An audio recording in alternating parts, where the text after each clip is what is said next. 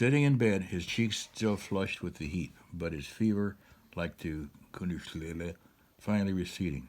Bill had finished the boat, but when George reached for it, Bill held out of reach. Now, get me the paraffin. What's that? What is it? It's on the cellar shelf, and you go downstairs, Bill said. In a box, they gulf to bring that to me. The knife and a bowl and a push pack of matches. George had obediently got to get these things. He could hear his mother playing the piano, not for Elise, but for now, something else he didn't like so well, something that sounded dry and fussy. He could hear rain flicking steadily against the kitchen windows. There were comfortable sounds, but the thought of the cellar was not a bit comfortable. He did not like the cellar. He did not like going down the cellar stairs, because he always imagined there was something down there in the dark. That was silly, of course. His father said so, and his mother even said so, and more important, Bill said so. But still, he did not even like opening the door to flick the lights, because he always had the idea this was so exquisitely stupid that he didn't dare tell anyone. While he was feeling for that light switch, some horrible clawed paw would settle lightly over his wrist, and then jerk him down in the darkness that smelled of dirt and wet and dim rotted vegetables. What is this we're watching here? Stupid. There was no such thing as claws, and all hairy and full of killing spite. Every now and then someone went crazy and killed a lot of people. Sometimes Chet Huntley told about such things on the evening news, and of course there was the commies. But there was no weirdo monster living down in the cellar. Still, the idea lingered in those interminable moments while he was groping for the switch with his right hand, his left arm curled around the door jamb in a death grip. That cellar seemed to intensify until it filled the world. Smells of dirt and wet and long-gone vegetables would merge into one unmistakable, ineluctable smell, the smell of monster, the apotheosis of all monsters. It was the smell of something for which he had no name. The smell of it, crouched and lurking, ready to spring. A creature which would eat anything, but which was especially hungry for little boy meat. God, what did he get you this book for? He had opened the door that morning and groped intermittently for the switch, holding the jam in his usual death grip. He expects you to read these words? Jesus. His every eye squinching shut, the tip of his tongue poked from the corner of his mouth like an agonizing rootlet searching for water in a place of drought. Funny? Sure, you betcha. Look at you, Georgie, scared of the dark. What a baby. The sound of the piano came from what his father called the living room and his mother called the parlor.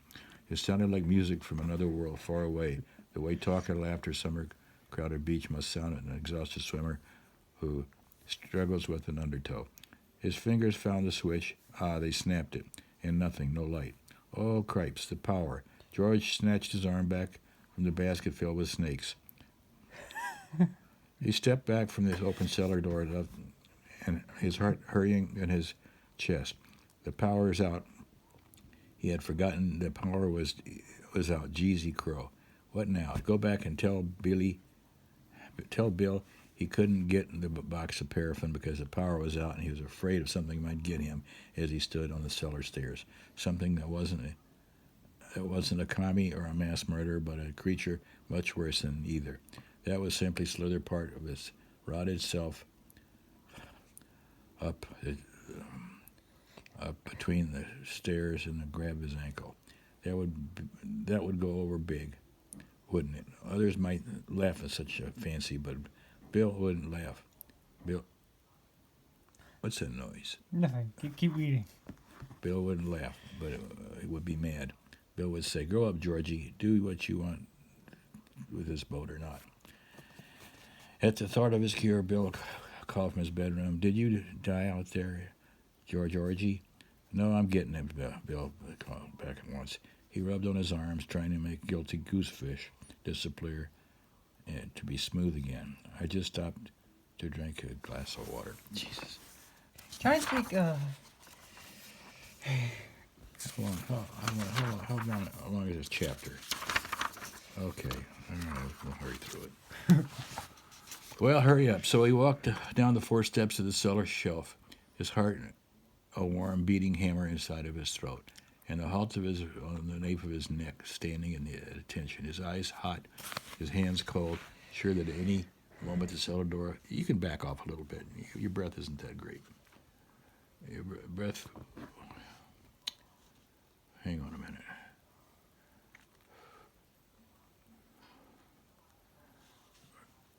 His eyes hot, his hands cold, sure that any moment the cellar door would swing shut on its own, closing off the white light falling through the kitchen windows, and then he would hear it. It's something worse than all the commies and murderers in the world, worse than the Japs, worse than Attila the Hun, worse than some of the things in horror movies. It was growling deeper. He would hear the growl and those lunatic sounds before it pounced on him, unzipping his guts. Jesus Christ. Just keep Who reading. wrote this? Just keep reading this. The cellar smell was worse than ever today because of the flood. Their house was on Witcham Street, which near the crest of the hill. They escaped the worst of it, but there was still some standing water down there and had seeped through the old rock foundations. The smell was low and unpleasant, making you want to take only the shallowest of breaths. George sifted through the junk on the shelf as fast as he could. Old cans of kiwi shoe polish and shoe polish rags, a broken kerosene lamp, 2 mostly empty bottles of Windex, an old flat can of turtle wax.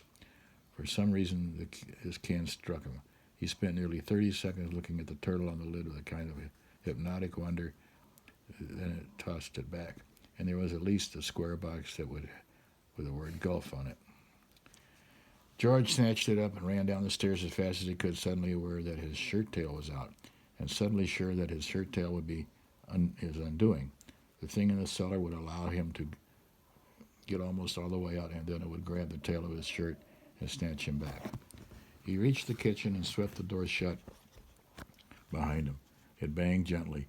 He leaned back against it with his eyes closed. Sweat popped out of his arms and forehead. The box of paraffin gripped tightly in one hand.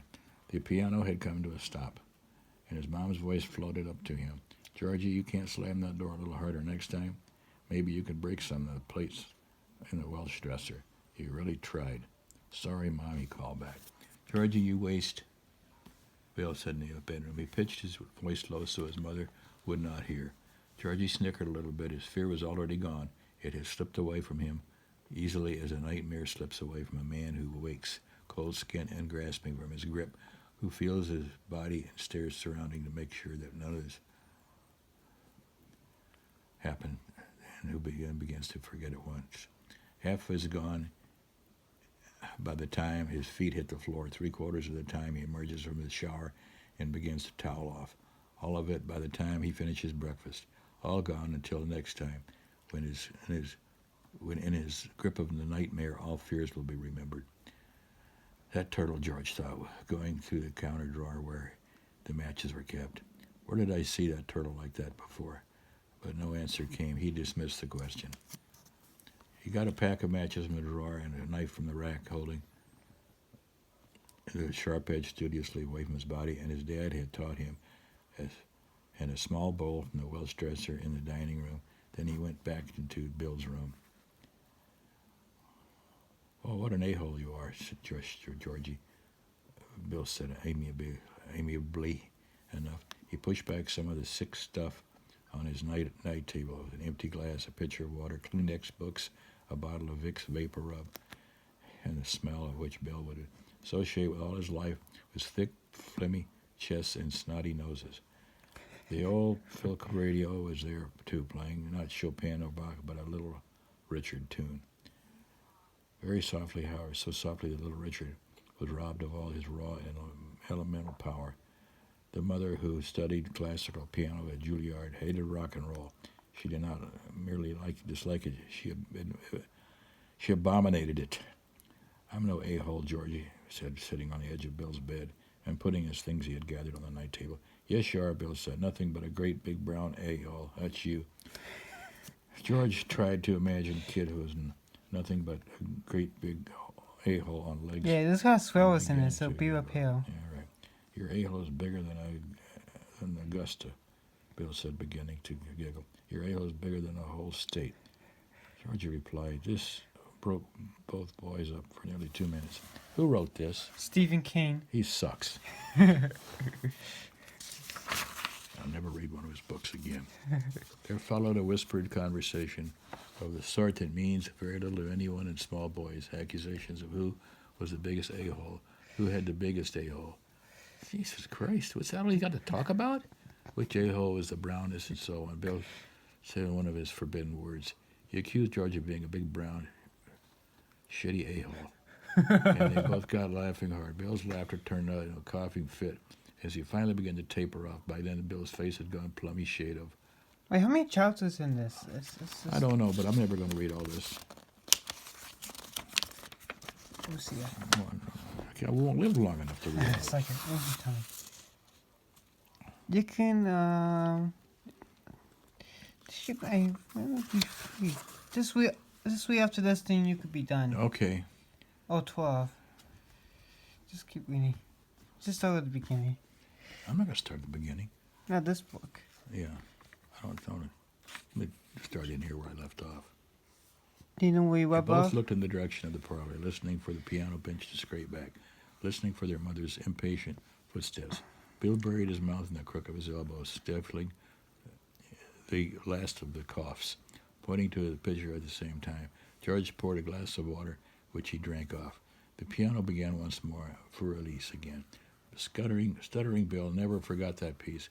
Many years later, he never failed to bring Gooseflesh to his arms and back to his heart. He would drop and he would remember. My mother was playing that the lady day Georgie died. You gonna cough anymore, Bill? No. Bill pulled his Kleenex from the box and made a rumbling sound in his chest, spat phlegm in his tissue, screwed it up and tossed it onto a wastebasket by his bed, which was filled with similar twists of tissue. Then he opened the box of paraffin and dropped away a waxy cube of the stuff into his palm. George watched him closely without speaking or questioning. Bill didn't like Georgie talking to him while he did his stuff. But Georgie had learned that if he just kept his mouth shut, Bill would actually explain what he was doing. Bill used the knife to cut off a small piece of the paraffin cube. He put the piece in a bowl and struck a match and put it on top of the paraffin.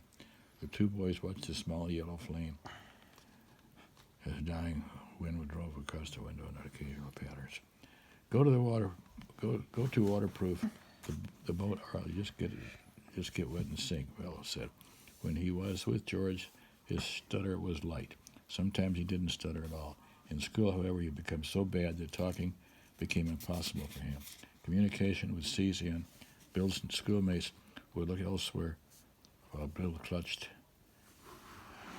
his sides of the desk, his face growing almost as red as his hair. His eyes squeezed through the slits, and he tried to winch some words out of his stubborn throat. Sometimes, most times, the word would come. Other times, he refused. He had been hit by a car when he was 3 and knocked to the side of a building. He had remained unconscious for 7 hours. Mom said it was the accident that had caused his stutter. George sometimes got the feeling that his dad, Bill himself, was not sure. The piece of paraffin in the bowl was almost entirely melted. The match flame struck a gutter lower growing blue as it hugged the cardboard stick, and then it went out. Bill dipped his finger into the liquid, jerked it out with a faint hiss. He smiled apologetically at George. Hot, he said. After a few seconds, he dipped his finger in it again and began to smear the wax along the sides of the boat, where it quickly dried to a milky haze. Can I do some? George said. Okay, just don't get any on the blankets or Mom will kill you. George dipped his finger into the paraffin, which was now very warm and no longer hot. He began to spread it along the other side of the boat. Don't push too much, you a-hole. This isn't funny. Bill said, you want to sink it on its maiden voyage? I'm sorry. That's all right. Just go easy. George finished the other side and held his boat in his hands. He felt a little heavier, not much. Too cool, he said. I'm going to go out and sail it. Yeah, you do that, Bill said. And he suddenly looked tired and tried, and not even very still. I wish... Is that the wind? Oh, it's an airplane. I wish you would come, George said. He really did, but sometimes got bossy, and after a while, but he always had the coolest ideas, and he hardly ever hit. It's your boat, really? She, Bill said. Yeah, you call boats she. She then. I wish I would come too, Bill said glumly. Well, George shifted from one foot to the other, and the best boat got in his hand. You put on your rain stuff, he said, and you'll wind up in the flu like me. The flu, it's like under the, you know, like the street is, and you go under there. Okay. Probably catch it anyway from my Jew germs. Okay, that's it. I'll keep reading. Thanks, Bill. It's an 8 boat, and he did something he hadn't. Oh, this I'll read free. it down here now. Stop. Yeah, this free. But I never forgot. He leaned over and kissed his brother's cheek. You catch it for me now, he says. You a-hole. What's wrong with this guy? He's got a-holes on the brain. Put all this stuff back, too, or Mom will have a bird. He gathered his waterproofing equipment and across the room. The boat perched precariously on top of the paraffin box, which was sitting askew in the little bowl.